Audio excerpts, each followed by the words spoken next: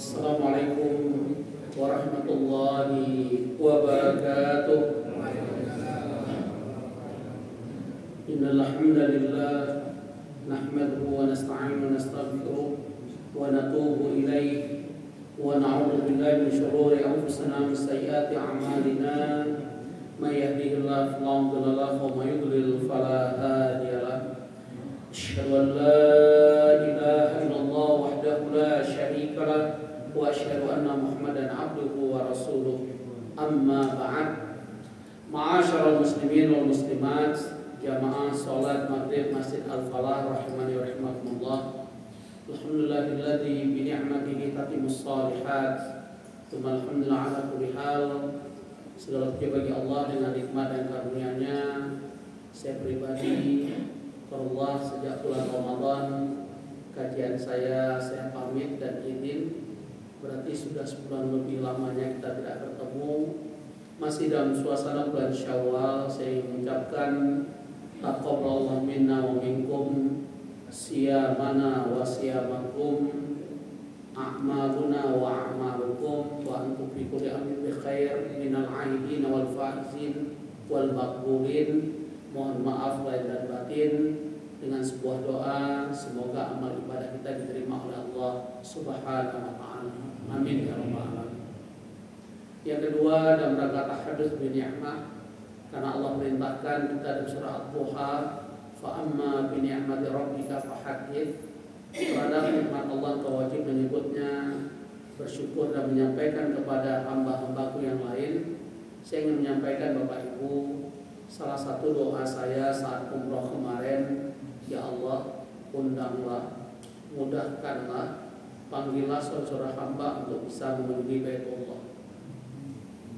Wabil khusus di bulan Ramadan, karena umroh di bulan Ramadan, sebagaimana Bapak Ibu sering dengar, pahala seperti haji dan haji bersama Rasulullah SAW. Adapun kita yang sudah haji, tidak ada satu riwayat pun yang Rasul mengatakan barang siapa yang haji bersama. Maka berjuanglah Bapak Ibu. Boleh awal Ramadan karena hadisnya umum di bulan Ramadan. Awal Ramadan lebih mudah, artinya dikatakan lebih mudah, jamaah tidak seramai pertengahan dan tidak seramai di akhir Ramadan. Sehingga sempat di media sosial katanya tawaf dihentikan. Saya jawab, kalau tawaf dihentikan kiamat datang. Yang betul, menjelang malam 27, 3 juta manusia tawaf di depan Ka'bah, terjadi macet. Adapun suara teriak-teriak karena saya itu turun hujan. Dan doa orang Arab kalau turun hujan senang, mereka bahagia. Karena mereka anggap hujan itu rahmat. Kalau kita hujan, kira-kira pikiran kita apa? Cari payung, berteduh. Orang Arab lah kalau hujan keluar mereka, joget-joget. Bahkan kalau supir Bapak Ibu Ustaz, tiba-tiba hujan, dia tinggalin bis, dia turun, dia goyang-goyang. Ya, dia sangat senang dengan datangnya hujan. Ternyata emang ada hadis riwayat Ahmad, saat hujan turun kita disunnahkan untuk membasahi anggota tubuh kita. Bahkan hujan itu terapi. Hujan itu terapi sihir. Hujan itu bisa terapi untuk yang kena rematik. Bahkan hujan itu terapi untuk yang mandul. Makanya doanya pas saat turun hujan, Allahumma shayban nafi'an, bukan mengeluh, hujan melulu ya. Jadi udah aneh memang. Jadi sekali lagi, tidak mungkin tawaf dihentikan hanya saja karena dilihat sudah sesak, orang ingin masuk ke lantai dasar Ka'bah, itu di stop, tidak diturunkan, dibawa ke lantai 2 dan 3. Itu yang betul. Jadi nggak mungkin tawaf dihentikan kiamat, Pak. Ya, dan memang media sosial menulis tahun ini rekor jamaah mencapai sampai 27 juta jiwa. Pak Rahim yang mengalaminya juga, Allah kami nggak ada kontak, tapi saya ketemu Pak Sarudin, ketemu Pak yang DKM Al-Ghazi, Pak siapa? Aduh, kok lupa saya. Bukan Pak Suara, anggota Dewan Dakwah. Orang Aceh, Pak dia lupa. Sama-sama dengan Pak Sarudin orang-orang Gayo Aceh Tengah. Pak Halim ya, Pak Pak Haji Halim. Ketemu saya ya saat kita mau ke kamar mandi sama-sama di iktikaf di perluasan masjid. Pak Rahim di mana ini? Oh, saya di 104. Sama ya. Oh, di atas, saya di bawah. Iya, saya di bawah. Oke. Terlepas dari itu, apa yang ingin saya sampaikan? Ayo Bapak Ibu berjuanglah sebelum Allah memanggil kita untuk bisa umroh di bulan Ramadan. Dan saya sampaikan, kalau ingin murah seperti saya, lakukan umroh tanpa travel, dikenal dengan istilah backpacker. Saya selama 20 hari cuma habis Pak Rahim 22.500.000. Belum dihitung makan ya, ini cerita tiket pesawat PP, visa dan hotel. Hotel saya di Aziziyah sekamar berempat. Emang agak jauh. Kalau kita naik taksi ke Masjidil Haram, perginya 20 rial, pulangnya agak mahal. Paling murah 30 rial. Karena orang habis sholat tarawih kan antri dan sebagainya. Cari taksinya agak sulit, agak capek, ya. Sampai hotel buka jam 12 malam, balik lagi ke masjid setengah 3, maka banyak mubazir. Maka saran saya yang ingin i'tikaf mulai tanggal 17 Ramadan, kalau datangnya tanggal 15 kayak saya, tanggal 17 sudah niat aja di masjid. Hanya saja memang kalau kita i'tikaf tanggal 17 Ramadan atau sebelum malam 21, kita sering diusir-usir oleh petugas, bahkan dilarang tidur malam hari. Itu resikonya. Tapi begitu malam 21 agak longgar, ya. Nah, itu yang saya pahami. Nah, Bapak Ibu, ayo kalau perlu kita bareng umroh tahun depan. Versi saya yang saya keluarkan masih mahal, karena saya beli tiket pesawat PP itu 14 juta Air Asia. Kenapa mahal? Karena saya baru beli tiketnya sepekan menjelang Ramadan. Nah, kalau kita sebulan atau 2 bulan menjelang Ramadan, itu jauh lebih murah. Pesawat Saudi aja PP katanya bisa 9 juta Ustaz, PP. Ya, demikian. Ayo yang ngerti tiketing, bahkan ada yang beritahu, Ustaz, kalau mau lebih murah coba cari tiket tengah malam. Karena orang Saudi kan meleknya malam hari ya. Ya, demikian istilah. Ayo Ustaz, kita umrah. Ya, Ustaz nanti masih Al-Falah kosong, nggak bakalan kosong. Bahkan kalau ingin di depan Masjidil Haram seperti Zamzam Tower ada apa, Hotel Pullman, Ritas Tower, Farullah, ada jamaah saya malam takbiran kasih saya kamar Pak Rahim di Ritas Hotel. Jadi begitu buka jendela hotel langsung Masjidil Haram. Suara imam dan suara adzan masuk ke dalam kamar. Nah, itu harganya kalau ring 1 hotel sana harus diblok selama 10 hari. Mereka tidak mau per malam. Nah, jamaah saya di blok 10 hari bayar 375 juta untuk 10 hari. Saya lihat kamarnya itu 2 lantai, muat 30 orang, Pak Nyoman. Jadi kalau ada jamaah Al-Falah ada 30 orang, kita bagi-bagi itu, saya lihat hanya sekitar 20-25 juta paling banyak. Hotelnya depan Masjidil Haram ring 1. Saya yakin Pak Rahim hotelnya ring 3 Pak. Ya benar ya, karena ring 1 rata-rata travel 90 jutaan. Ring 3 rata-rata 45 sampai 50 juta, betul ya Pak Rahim ya? 46. Saya ringnya nggak ngerti saya ring berapa. Hotel saya di Aziziyah hanya habis tadi berapa? 22 juta. Dan saya katakan masih mahal karena tiket pesawat saya mahal banget, 14 juta PP.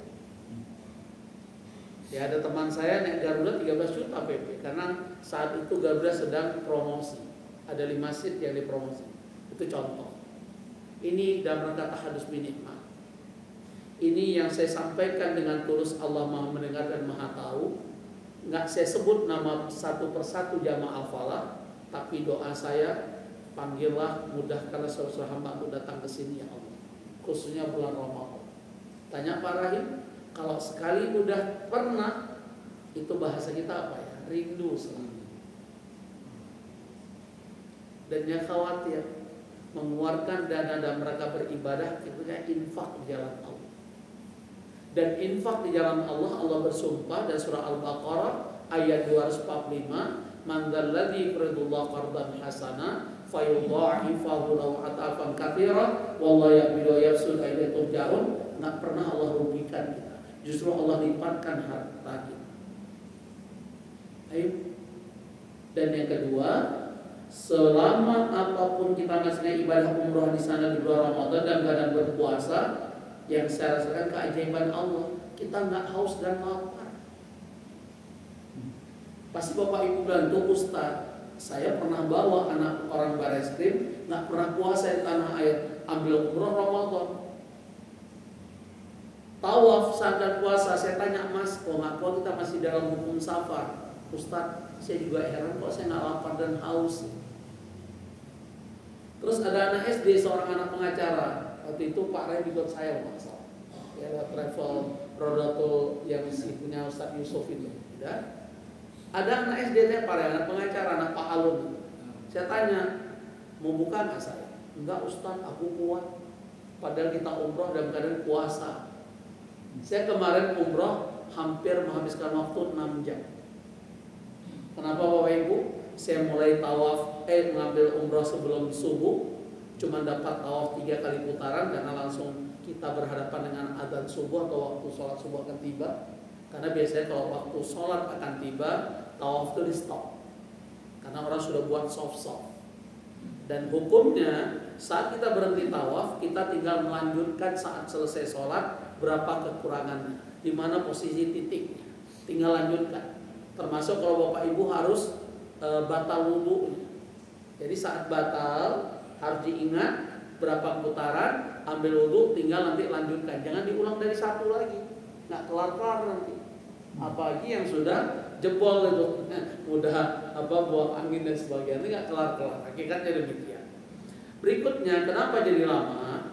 Selain orang ramai, saya ingin menikmati banyak doa di Bukit Sofa dan Marwah. Saya ingatkan ya Bapak Ibu, Bukit Sofa Marwah sekarang di lantai pertama, mungkin pernah tahu atau karena bisa ditanya, pertama sudah dibatasi dengan pagar crop warna putih. Yang kedua, saya sarankan kalau Bapak Ibu sa'i ingin banyak berdoa di Sofa Marwah, karena Sofa Marwah adalah tempat mustajabnya doa, dikabulkannya doa. Jangan pilih lantai pertama, tapi sa'ilah lantai 2. Saya bukan pilih lantai 2 karena lantai pertama sudah penuh, petugas memang mengarahkan kami ke lantai 2. Di situ saya bisa menikmati banyak doa. Ingat, saat sa'i di Bukit Sofa diperintahkan 3 kali zikir, 3 kali doa. Zikir, doa, zikir, doa, zikir, doa. Kalau lantai pertama baru zikir, doa, tanya Pak Rai, langsung diusir. Nggak khusyuk, nggak nikmat, terlalu banyak aturan sekarang. Karena memang jamaahnya jauh semakin banyak dibanding kita saat tahun 2000-an. Masih ingat nggak Bapak Ibu? Saya haji pertama embarkasi Aceh 2001. Tingkat kamera nggak boleh bawa masuk, banyak asik, nikmat. Sekarang orang pada selfie, tawaf, selfie, ngomong-ngomong, ngancam lah. Jadi udah nggak nikmat lagi. Yang kedua, banyak sekali aturan. Kita laki-laki tidak boleh tawaf di lantai dasar dekat Ka'bah kalau tidak pakai ihram. Maka ujung-ujungnya apa? Banyak yang nipu. Pakaian ihram sebenarnya bukan niat ingin umroh, hanya ingin tawaf bisa dekat Ka'bah. Betul. Karena aturannya begitu. Yang ketiga, tadi saran saya, karena Sofa Marwah tempat mustajabnya doa, sedangkan lantai pertama kalau Bapak Ibu ingin berdoa lama-lama itu pasti akan diusir petugas. Maka naiklah lantai 2 untuk sa'i. Kekurangannya lantai 2 apa? Tadi kan kelebihannya doa kita bebas, nggak diusir-usir. Makanya jadi 6 jam umroh saya Ustaz. Mulai sebelum subuh selesai jam 10 pagi. Ya. Kalau lantai pertama kekurangannya, pertama kita tidak melihat langsung bentuk Bukit Sofa Marwah. Hanya ditulis di sini sofa, di sana Marwah. Itu lantai 2. Kekurangan kedua, kita nggak lihat Ka'bah saat berdoa. Padahal sunnahnya saat berdoa Bukit Sofa Marwah menghadap kiblat, menghadap Ka'bah, itu kekurangan. Kelebihannya tadi doanya sepuasnya. Tapi kalau lantai pertama mau Ramadan kagak Ramadan, karena tahun lalu saya umroh bukan Ramadan, sama diusir. Kecuali pandai-pandai kita ambil hati tugas ke bahasa Arab. Karena saya sedikit banyak bisa bahasa Arab, maka saat diusir saya ngomong, beri saya kesempatan. Saya jauh-jauh dari Indonesia, dikasih kesempatan. ketemu di Bukit Marwah, petugas selalu ngomong sampai ketemu Jenderal Bintang 2 gitu kan, karena komunikasi kan. Nah, untuk Bapak Ibu mungkin agak sulit komunikasi, maka saya cuma menggambarkan baik itu Ramadan apalagi ya di luar Ramadan saya dilarang-larang atau diusir-usir saat doa Bukit Safa Marwah, maka saran saya ke lantai 2. Yang ketiga, hati-hati dengan ujian yang punya uang. Karena sekarang di lantai 2 itu ada mobil golf yang bisa mengangkut jamaah yang nggak mau bersusah payah sa'i dan tawaf. Bayarnya cuma 300 riyal. Saya lihat kok muda-muda pada pakai mobil golf, ini mau ngapain? Ya karena dia ingin cari gampangnya. Kecuali ada uzur ya, orang tua, sakit. Dia cari gampangnya sekarang. Asal ada duit sekarang semua mudah. Ya, itu hakikat demikian. Termasuk dari hotel tadi. Nah ini dalam rangka tahadus bin nikmah yang belum pernah umrah Ramadan, berjuanglah Bapak Ibu. Karena tadi fadilahnya bukan persoalan seperti pahala haji. Haji bersama siapa? Rasulullah SAW. Ya, jadi mulai nabung. Ingin murah tadi apa? Backpacker masuk pakai travel kayak Parai. Dan sekarang saya sudah banyak menemukan teman-teman kita yang memang cari ini siap membantu. Ustadz siap. Bahkan kalau kita bayar sekarang lebih murah lagi sewa kamar untuk 4 orang di Azizia. Ya, cuma 20 juta bisa sebulan, terserah. Kan murah bagi 4. Contoh demikian. Pesawat juga, kalau pesawat nggak bisa setahun, rugi kita ya 2 bulan sebelum Ramadan itu demikian. Yang ketiga Bapak Ibu, tadi udah tahadus bin nikmah. Yang ketiga adalah Allah. Lewat Rasulnya menempatkan bulan sesudah Ramadan bulan apa? Syawal. Ternyata Syawal menurut ahli bahasa ada makna. Arti Syawal itu apa Bapak Ibu? Irtiqa, bulan peningkat. Jadi saat ditempatkannya Syawal bukan sekedar menempatkan bulan Syawal sesudah Ramadan. Ada hikmah di balik itu. Apa hikmahnya? Diharapkan pasca Ramadan semakin meningkat ketaatan dan amal soleh kita di hadapan Allah. Itu harapan. Maka mari jujur pada diri saya dan kita semua. Pasca Ramadan ini amal kita meningkat atau semakin menurun?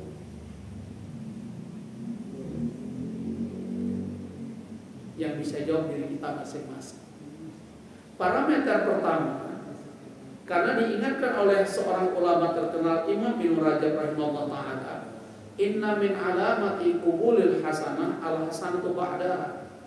Tanda-tanda amal seseorang diterima saat dia mampu beramal soleh sesudah. Ucapan beliau ini sesuai dengan firman Allah dan surat Al-Insyirah. Fa idza faraghta fansab wa ila rabbika farghab. Selesai kamu mengerjakan satu urusan, satu ibadah, kerjakan ibadah yang lain, urusan yang lain, hanya kepada Allah kamu berharap. Makanya kita lihat apa amalan utama di bulan Syawal ini. Yang paling utama adalah berpuasa 6 hari di bulan Syawal. Sebagaimana sabda Rasulullah SAW dalam riwayat Muslim, man shoma Ramadan, thumma itba'a sittan min Syawal kasiyamid dahar. Barang siapa berpuasa sebulan penuh di bulan Ramadan, kemudian diikuti dengan puasa 6 hari di bulan Syawal, maka pahalanya seperti berpuasa sepanjang tahun. Ada 2 hal yang saya sampaikan berdasarkan hadis ini. Yang pertama, puasa Syawal itu tidak harus berturut-turut. Selama masih di bulan Syawal, maka itulah disebut dengan puasa 6 hari bulan Syawal. Memang ada perbedaan di Syawal kami yang umroh atau yang sedang berada di Saudi dengan Indonesia. Syawal kami tanggal 1-nya 30 Maret hari Ahad. Syawalnya Bapak Ibu di Indonesia tanggal berapa? 31 Maret hari apa? Senin. Jadi ada perbedaan Syawalnya Ustaz. Yang saya khawatir sampai Idul Adha, Dzul Hijjahnya berubah terus. Jadi bingung. Di sana wukuf, wukuf bagus kita puasa sesuai berarti. Yang khawatir sana wukuf kita lebaran. puasa Lebaran kita. Ya, itu contoh demikian. Ya, Allah kita lihat saja. Makanya saya sebagai pimpinan pusat Muhammadiyah, anggota pengurus pusat Muhammadiyah, tahun depan kalau Allah izinkan kita tidak lagi menggunakan metode hisab. Muhammadiyah akan menggunakan metode kalender internasional. Dan kita sedang melobi negara-negara Islam yang tergabung dalam OKI. Ada 37 negara, salah satu yang kita harapkan Saudi mendukung. Karena Turki sempat memajukan wacana ini, gagal. Nah, Muhammadiyah mencoba. Kenapa tidak diterapkan tahun ini? Karena kami belum dapat dukungan negara-negara Islam yang tergabung dalam OKI. Tapi kita bertekad tahun depan akan menggunakan kalender tadi, global, kalender global internasional. Jadi satu kalender umat Islam bisa menggunakannya di seluruh dunia. Itu harapan dan masih wacana. Nah, Bapak Ibu, pertama puasa Syawal tidak harus berturut-turut. Bahkan saya membaca sebagian ulama menyarankan puasa Syawal jangan di pekan pertama, jangan di hari kedua atau tiga, tapi ambillah puasa Syawal pekan kedua. Karena diharapkan pekan pertama itu banyak silaturahim. Jangan sampai kita ke rumah orang, kita puasa. Padahal kita niatnya ingin Lebaran. Si tuan rumah kan serba keliru. Dia ingin menjamu kita, kita puasa, kan kurang pas. Makanya sampai ada petunjuk pekan pertama jangan berpuasa Syawal, berlebaran. Ya, bergembiralah. Sumu li ru'yatihi wa aftiru li ru'yatihi. Berpuasa karena melihat hilal, berbuka karena hilal. Karena kita baru melihat hilal, banyak-banyak berbuka, dia berlebaran, makan dan sebagainya. Ada yang pendapat demikian. Walaupun dibolehkan Bapak Ibu ambil puasa Syawal sejak hari kedua dengan alasan mumpung ada kesempatan, Ustaz. Hakikatnya nggak ada masalah. Itu ya. Yang kedua, karena waktu sudah sangat mepet berakhirnya Syawal. Berapa hari lagi ya? 11 hari ya? Hah? Ini tanggal berapa Syawal? 9 hari lagi. Nah, karena tinggal 9 hari lagi, kepada Bapak Ibu yang masih banyak hutang puasa Ramadan, khususnya ibu-ibu, nggak mungkin dia harus menggunakan hadis secara literal. Karena hadis ini secara literal perintahnya puasa Ramadan harus sebulan penuh. Berarti maknanya kalau ada di antara kita yang meninggalkan puasa Ramadan ada udzur syar'i seperti wanita mens, mungkin Bapak ada yang safar karena harus tugas keluar daerah atau keluar kota atau keluar negara, kayak saya meninggalkan 1 hari puasa Ramadan karena penerbangan saya jam 10 pagi Pak Rai dan transit di Malaysia Kuala Lumpur karena naik Air Asia. Ya. Dan kalau saya paksakan, apa yang terjadi Bapak Ibu? Karena saya lihat kasihan banyak jamaah, dia paksakan puasa padahal dikasih rukhsah seorang musafir, mereka buka puasa jam 11 malam di pesawat. Karena pesawat kita menuju barat kan. Saudi kan titiknya Asia Barat, betul? Jadi matahari terbenam jam 11 malam. Ada seorang anak SD dipaksa oleh mamanya dokter dari Riau sebelah saya, artinya mereka di tengah, saya agak ke posisi pesawat di sebelah kanan. Saya lihat anaknya dipaksa, kasihan begitu buka puasa udah nggak kuat lagi, buka puasa udah nggak kuat. Saya kasih apa yang bisa saya, yaitu wallahu alam, kami terpisah karena mereka menuju Madinah. Kali ini saya tidak ke Madinah karena ingin full hampir 20 hari di Masjidil Haram. Dan tolong diingat ya Bapak Ibu, tidak ada kaidah dari Rasulullah SAW dan syariat. Kalau ke Mekah nak ke Madinah tidak sah umrohnya. Dari mana dalil? Kalau umroh tidak ke Madinah tidak afdal. Dari mana dalil? Karena itu amalan yang terpisah. Kita ke Madinah ada 2 tujuan pertama. Pertama sholat Masjid Nabawi yang nilainya 1000 dibanding masjid yang lain. Yang kedua ziarah ke makam Rasulullah SAW. Yang ketiga berdoa di Raudhah, betul? Kan itu cuma tujuan. Sedangkan sekali sholat Masjidil Haram berapa nilainya? 100.000. Berbulan-bulan Masjid Nabawi nggak akan terkejar 100.000 Masjidil Haram. Yang kedua memang agak menjadi persoalan hari ini. Karena ada fikih, ada istihad ulama sana. dan disampaikan oleh alumni-alumni khususnya Universitas Islam Madinah, bahkan predikatnya doktor, bahwa ada fatwa ulama di sana, sholat selama masih di tanah haram maka pahalanya seperti sholat di Masjidil Haram. Apa yang terjadi kira-kira? Banyak jamaah nggak ke masjid, dia sholat yang di emperan hotel karena dia menganggap masih tanah haram. Betul apa betul? Bahkan penduduk Mekah banyak yang nggak ke Masjidil Haram karena tadi pegang fatwa itu. Orang sekitar perumahan kami ada masjid kok. Wallahu a'lam bishawab. Saya pribadi bertanya kepada dokter alumni Madinah ini karena saat satu perjalanan umroh dia dipanggil sebagai narasumber, saya narasumber di travel tersebut. Saat dia berfatwa di hati kecil bahaya itu ucapan. Langsung saya tabarin pada ustaz dokter tersebut di usul fikih alumni UIN, maaf ustaz, saya cuma hamba Allah yang kurang ilmu dibanding ustaz dokter alumni Madinah. Boleh tahu nggak dalilnya apa ustaz? Bahwa sholat di tanah haram pahala seperti sholat di Masjidil Haram. Apa jawaban ustaz ini? Maaf ustaz, saya ada urusan lain. Jadi nggak dijawab. Padahal hadisnya bukan tanah haram, di Masjid Haram. Wallahu a'lam, itulah fikih. Ya, saya pribadi nggak mengambil fatwa tersebut. Benar yang saya khawatirkan 70 jamaah saya bawa di zaman Pak Rahim dulu, bukan, sesudahnya lagi. Benar, besoknya separuh jamaah ke masjid. Ustaz dokter tuh bilang sholat di masjid masih tanah haram dapat pahala. Benar. Yang paling parah Jumatan di hotel, karena hotel kita kedengaran khutbah Jumat karena ring 1. Allahu a'lam. Saya juga akan menyalahkan, tapi kalau ditanya saya nggak yakin dengan itu. Saya yakin sholat di Masjidil Haram sebagaimana sabda Rasulullah SAW yang nilai pahalanya berapa tadi? 100.000.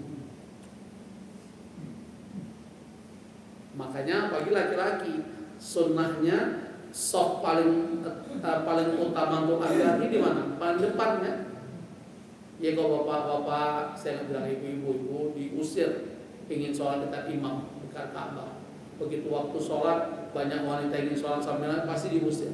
Ibu udah takbir nggak bakalan ibu tenang sholat, pasti diusir. Mendingan sebelum berkumandang azan udah cari soft wanita. Jangan dipikir petugas pasti nggak tahu saya sholat samping suami saya ngumpet, pasti ketahuan. Yang ada ibu sholat diusir, mereka nggak mau tahu. Karena itu tugas mereka. Kan kita sholat, mereka juga nggak sholat karena ada fatwa. Mereka harus melindungi. Karena hibdul nafas dari salah satu tujuan maqasid syariah itu ditegakkan diantaranya menjaga jiwa kan. Maka petugas itu diberi fatwa. Kita sholat, mereka nggak boleh sholat dulu, harus jaga jamaah, menjaga imam. Nah sedikit ilmu yang Allah beri, kalau ingin sholat di shaf pertama, ingin benar-benar bapak ingin shaf dekat imam di Masjidil Haram, khususnya untuk sholat maghrib, isya dan subuh. Karena kalau untuk sholat zuhur imamnya kadang dekat Ka'bah, kadang di dalam masjid, tergantung cuacanya. Kalau lagi terik panas, imam sholatnya di dalam masjid, depan imam sampai Ka'bah itu dikosongkan. Tidak boleh ada. Kan nggak boleh kita sholat depan imam, betul? Ya, itu dikosongkan. Tapi kalau maghrib, isya, subuh pasti imamnya depan Ka'bah. Di mana posisi imam? Posisi imam itu antara Hajar Aswad dengan Hijr Ismail, di tengah-tengahnya. Di situ ada tempat tiba-tiba menjelang sholat itu keluar mic dari keramik itu, keluar otomatis dia dipakai tombol, akhirnya keluar mic. Nah imam di situ. Kita ingin shaf pertama. Disitulah kita baru memahami sabda Rasulullah SAW. Seandainya mereka tahu tentang keutamaan amalan tersebut, mereka akan mengundi. Salah satunya apa? Muadzin. Yang kedua apa? Shaf terdepan. Kalau di sini shaf terdepan kita berlomba atau silakan Bapak. Pada ada kaidah ushul fikih, al-ithar fil ibadah mamnu. Apa artinya? Mendahulukan dalam urusan ibadah sesuatu yang terlarang. Jadi nggak boleh kita bilang, Pak, Bapak aja depan saya bilang, dilarang. Karena beribadah kita diperintahkan apa? Fastabiqul khairat, berlomba-lomba berbuat baik. Dan rangka apa? Liyabluwakum ayyukum ahsanu amala. Makanya ada kaidah ushul fikih, al-itharu bil ibadah mamnu. Mendahulukan urusan ibadah sesuatu yang terlarang. Udah Ustaz amatnya ada. Kalau memang kita mampu lakukan. Kecuali imam memang sudah ada mandat DKM tidak boleh jadi muadzin di Masjid Al-Falah kecuali Ustaz Ahmad karena ini tugas beliau, itu beda lagi. Kecuali atas izin beliau, Tiparemu jadi muadzin, izin dulu. Karena dapat SK mandat resmi beliau. Pak Rai nggak resmi, itu contoh. Sama imam mukimnya lebih utama dibanding kami para ustadz yang tamu. Ya, kecuali atas keikhlasan imam tersebut. Karena imam mukim lebih afdal dibanding yang lain. Mungkin demikian. Nah, Bapak Ibu, kepada Bapak Ibu yang belum mengambil puasa Syawal, berarti tinggal 9 hari lagi. Kalau memang Syawal itu 30 hari, maka jangan terlalu pede Syawal 30 hari. Ambilnya 29. Ya, berarti 29 hari berapa? 8 hari lagi. Karena waktu sudah 8 hari lagi, ternyata kok kita qada puasa Ramadan hilang momentum puasa Syawal, maka ada fatwa ulama. Orang yang demikian dia harus mendahulukan puasa Syawal. Karena puasa Syawal itu terikat dengan bulan Syawal. Adapun mengqada Ramadan, dia tidak terikat dengan bulan Syawal, dia bisa mengqada Ramadan, batas akhirnya apa? Bulan Sya'ban. Dan itu dicontohkan oleh siapa? Aisyah. Kata Aisyah dari hadis Sahih Bukhari, aku baru berkesempatan mengqada puasa Ramadan ke bulan Sya'ban karena aku disibukkan melayani kekasihku Rasulullah SAW. Kalau sudah mepet seperti ini, kalau nanyanya begitu selesai Idul Fitri Ustadz kapan? Saya punya hutang, kerjakan, bayar dulu hutang, qada Ramadan, selesai itu baru ambil puasa Syawal. Kalau nanyanya tanggal 2 Idul Fitri. Kalau nanya sekarang karena sudah sangat mepet, maka kerjakanlah puasa Syawal. Bahkan kata ulama, ciri-ciri amal seseorang diterima di bulan Ramadan saat dia mampu mengerjakan puasa 6 hari bulan Syawal. Jadi kalau ada yang kita belum, termasuk saya belum selesai, ayo kita masih ada kesempatan. Senin besok, kalau ingin Senin Kamis ya, berarti tinggal 3 kesempatan, 3 hari. Senin, Kamis, Senin. Nah, berarti yang masih hutangnya berapa? Kurang 4 hari, nggak bisa ambil Senin, Kamis, Senin. Ini nggak nyampe. Berarti harus cari momentum. Ya, nah, ini yang bisa saya sampaikan berkaitan bulan puasa Syawal. Berikutnya karena ada waktu, kita mendapatkan sebuah gambaran dari Allah bahwa orang-orang yang bertakwa jaminannya itu surga. Dalam surat Ali Imran ayat 133 Allah menyebutkan wasari'u ila maghfiratin min rabbikum wa jannatin 'arduhas samawati wal ardh uiddat lil muttaqin. Segala mohon ampun, di mana Allah menggambarkan bagaimana surga luasnya seluas langit-langit dan bumi yang Allah siapkan kepada orang bertakwa. Dan kajian orang bertakwa sudah sering kita dengar. Tinggal mari kita wujudkan. Ada 6 sifat orang bertakwa surah Ali Imran ayat 134 dan 135. Apa Bapak Ibu? Pertama, orang bertakwa itu memiliki kedermawanan. Dia tidak mengenal semangat berinfak hanya Ramadan. Saya menanya ini Ustaz Ahmad, selama pasca Ramadan keropak Jumat kita sama dengan Ramadan atau meningkat atau menurun? Meningkat. Oh, Masya Allah. Berarti dia punya jiwa-jiwa bertakwa di Al-Falah. Ya, berarti Allah berhasil didik kita. Berarti Ustaz narasumbernya juga berhasil menyampaikan kajian di Al-Falah. Karena kemarin Jumat saya khotib di Sentul, DKM-nya mengeluh. Karena saya tanya, bukan dia mengeluh, saya nanya, gimana keropan? Ustaz jauh menurun, tinggal separuh dibanding Ramadan. Terus kapan naiknya. Kan tadi pertanyaan saya, keropak Jumat dibanding Ramadan di Al-Falah sama dengan Ramadan meningkat atau menurun? Kemarin Jumat. Menurut mana yang betul ini dua ulama ini? Satu naik, satu turun. Masjidnya sama, isi keropaknya sama. Yang betul yang mana betul? Keuangannya siapa? Naik. Oh, alhamdulillah, bahagia. Jumat pertama habis Ramadan, Jumat pertama kan kita langsung ketemu Jumat pertama tuh, pekan pertama. Meningkat atau menurun? Udah azan aja dulu.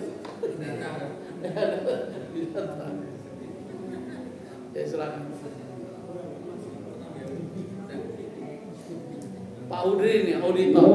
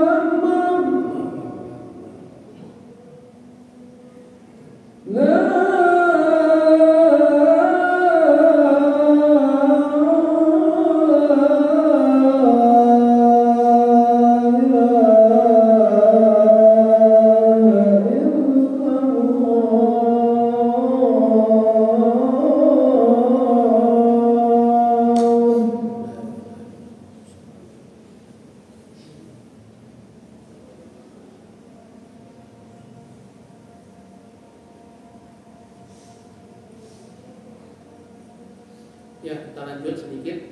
Jadi Allah sampaikan ciri orang penghuni surga memiliki ketakwaan. Orang bertakwa memiliki 6 sifat yang Allah abadikan tadi. Dia tidak mengenal infak hanya Ramadan atau waktu tertentu, dia akan berinfak sepanjang hayat.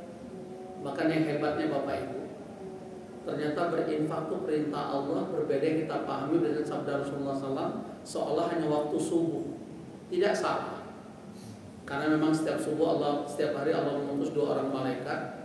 Saat kita berinfak pagi hari, langsung didoakan malaikat, Allah ma'ati munfiqan khalafan, ya Allah ganti hartanya. Dan hati-hati diri saya dan kita semua, jangan sampai sepanjang hari sejak bangun tidur sampai tidur nanti malam nggak berinfak 1 rupiah pun. Karena kita akan mendapatkan doa malaikat kedua, Allah ma'ati mumsikan talafat, ya Allah hancurkan orang yang menahan hartanya. Ingat, doa malaikat pasti dikabulkan Allah. Maka sampai seorang ulama Abdul Aswad Wali mengingatkan kita, wahai saudaraku, sebelum engkau tidur, coba engkau merenung sejenak. Sudah aku berinfak hari atau belum? Kalau belum, tinggalkan peraduanmu, tempat tidurmu, berinfaklah supaya engkau tidak doakan malaikat hancurkan hidup. Sampai demikian nasihat. Maka keliru kalau berinfak cuma pas gajian atau sebulan sekali, keliru. Bahkan Allah menawarkan sebuah teori yang indah. Berinfak itu bukan pagi sore, itu nama restoran. Tapi berinfak itu perintah Allah malam dan siang. Lihat surah Al-Baqarah 274. Alladzina yunfiquna amwalahum bil-laili wan-nahar. Mereka menginfakkan harta di waktu malam dan siang. Sirra wa alaniyah. Sifat berinfak perintah Allah boleh sembunyi-sembunyi, boleh terang-terangan. Kata ulama yang afdal sembunyi-sembunyi supaya terbebas dari sifat riya. Tapi terang-terangan kalau niatnya mandala ala khairin, supaya saudara kita mengikuti jejak kita menjadi ahli sedekah, maka itu baik. Ya, tergantung pada niat tadi. Ada 3 jaminan Allah, Bapak Ibu. Ini harus kita pegang erat-erat di zaman serba efisien, di zaman serba yang nggak jelas ini. Ingat APBN kita minus 4.400 triliun. Hutang luar negeri kita jatuh tempo tahun ini. Makanya Presiden langsung menganggarkan efisiensi di mana. Saya kemarin ada acara halal bihalal ngisi di Medan, ketemu orang Pertamina merasa juga efisiensi di perusahaan itu. Ya, dan kita merasakan sekarang. Maka apa perintah Allah? Bahwa orang-orang yang menginfakkan hartanya di waktu malam dan siang, 3 jaminan Allah. Falahum ajrum inda rabbihim. Dia akan mendapatkan ganjaran sisi Allah. Apa bentuknya? Serahkan pada Allah. Ingat satu teori, Allah selalu memberi sesuai kebutuhan kita, dan Allah tidak pernah memberi sesuai keinginan kita. Pegang dia, sehingga kita punya rasa syukur, sehingga kita memiliki jiwa qanaah, selalu merasa cukup. Ya. Yang kedua, wala khaufun 'alaihim, janji Allah orang yang berinfak hartanya malam dan siang sesuai dengan kemampuannya, nggak pernah takut dalam hidup mereka. Bagaimana ya? Nanti kalau saya pensiun, kalau saya meninggal gimana anak istri? Nggak pernah ada rasa takut. Walahum yahzanun, yang lebih hebat lagi, orang yang menginfakkan harta siang malam janji Allah tidak pernah bersedih hati, nggak pernah galau hidup. Dibuat oleh Allah nothing tulus. Kata orang Sunda dibuat hidupnya waluya, kapan perlu ayat. Nah, saya buka sebuah gambaran yang belum pernah ke Aqsa. Ayo bareng saya September, kita akan mengunjungi Mesir dulu 4 hari, kemudian ke Palestina, baru ke Jordan, baru pulang lewat Jordan. Cuman harganya gak mahal Bapak Ibu, 2.800 US dollar selama 14 hari. Karena kita diperintahkan juga ke Aqsa. Pagi sekarang rakyat Palestina sangat berharap bantuan kita. Alhamdulillah, sebagai informasi dan sudah saya laporkan di grup kita, pekan pertama Ramadan kita kirim kemarin 100 juta untuk Palestina. Karena rupiah kita sedang anjlok, biasanya tahun lalu saya kirim segitu tuh bisa mendapatkan 7.000 US dollar lebih. Kemarin hanya 6.700 dolar. Karena rupiah kita kan anjlok. Rial aja hampir menembus 5.000. Nampak apa? Bayangkan. Ya, ternyata saya baru tahu, mohon maaf yang punya money changer, ternyata tukar uang itu lebih bagus di BSI. Di money changer 4.700, begitu saya ke BSI hanya 4.550, kan lumayan. Tapi kalau cuma 100 rial ya bawah di mana aja. Ini kalau volumenya banyak. Ya, jadi ternyata antara money changer dengan Bank Syariah Indonesia lumayan perbedaan signifikan. Gambarannya saya ke money changer dibilang 4.750, saat saya ke BSI cuma 4.500. Itu sebagai gambaran. Lumayan kan 200 poin. Kalau banyak ya, itu bukan saya promosi BSI, nggak ada urusan. Saya hanya membantu Bapak Ibu supaya kos pengeluaran tidak besar. Sampai saya bilang tadi nggak usah pakai travel, backpacker aja kita. Ya, tim mohon maaf punya travel, bukan saya ini, hanya ingin membantu yang keuangannya terbatas. Yang penting bisa ibadah Ustaz. Ya, alhamdulillah gemuk juga saya sana ya, parah ya, cuma nggak ketemu Allah. Dan kami nggak pernah WA-an juga, saking khusyuknya kan. 3 hari sekali bisa khatam Quran, ada kerja lain. Ya, kayak demikian. Yang kedua yang harus saya sampaikan adalah ciri orang bertakwa, kata Allah, udah nggak marah lagi, lebih humble, menghadapi masalah tidak lagi emosional, udah cool. Itu orang bertakwa. Dia itu ciri orang penghuni surga, kata Allah, wal kadhiminal ghaidh wal afina nas, apalagi sudah menjadi pemaaf, nggak lagi dendam. Ya, ayo kita saling memaafkan. Let's God be God. Yang lalu kita tutup, sudah berlalu. Hari kita hadapi dengan optimis dan sebagainya.